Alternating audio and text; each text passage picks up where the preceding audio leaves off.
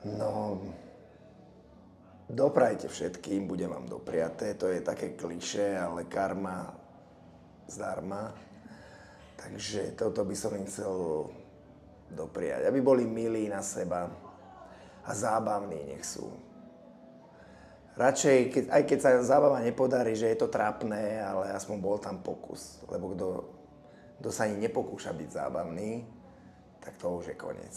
Takže treba sa aspoň pokúšať byť zábavný a byť milý na svoju rodinu. A čo by som im ešte poradil? No hlavne aby boli v strehu niekedy.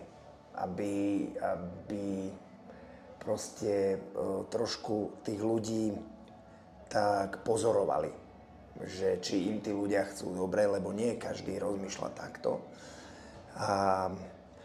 A samozrejme, aby si užívali života, aby dýchali zhlboka.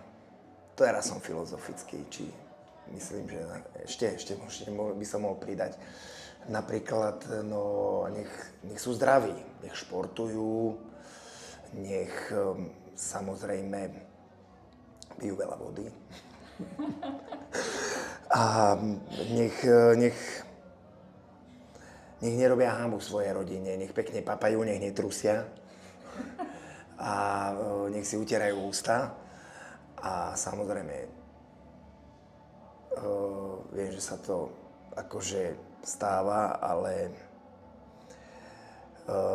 aj tak nech sú verní svojim manželkám a nech ich nepodvádzajú napríklad.